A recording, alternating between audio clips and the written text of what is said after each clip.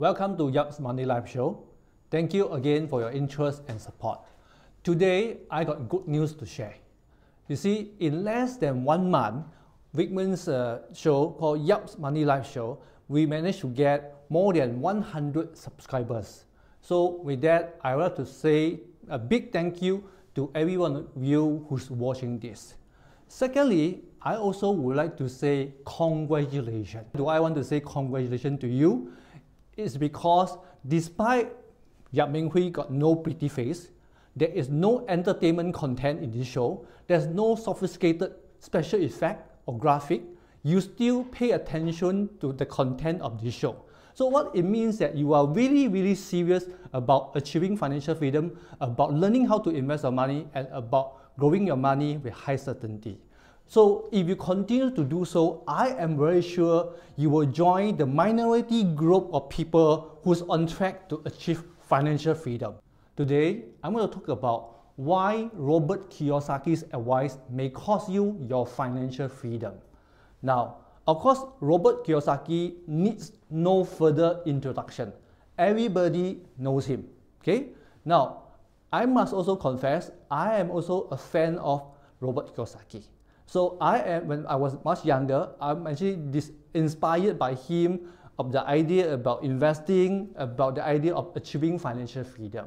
I especially like his concept about this employee, self-employed, business owner, and eventually we should all become investor.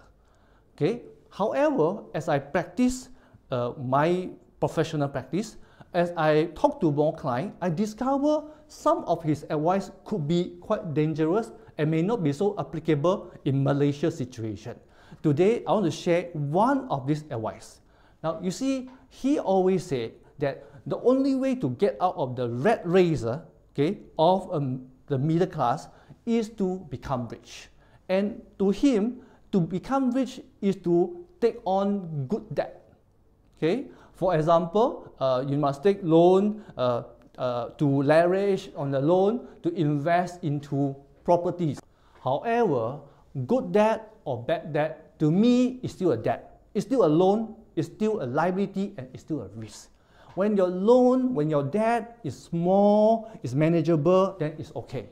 Okay? But if your properties, out of your total investor asset, you actually invest into like 95% of it into properties, okay? Or those property that you actually invest into, you take up to say 90% of the loan.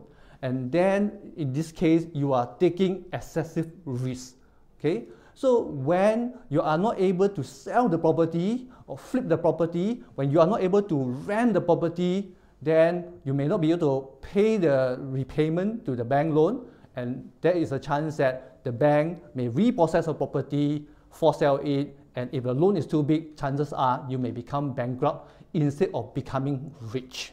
So don't get me wrong, I'm not against property investing.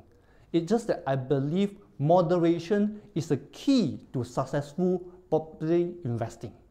So if we were to take moderate approach in property investing, I believe we can also achieve success in financial freedom. Say for example, when we invest in properties, I would suggest that we don't invest more than 50% of our total investor asset into properties.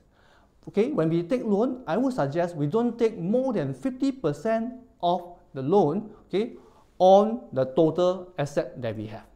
Okay, by doing so, we will still be able to grow our money with high certainty to achieve financial freedom. And we can do that by taking very minimum risk. My question is, why not? Hey there, if you like my video, please remember to subscribe to my channel.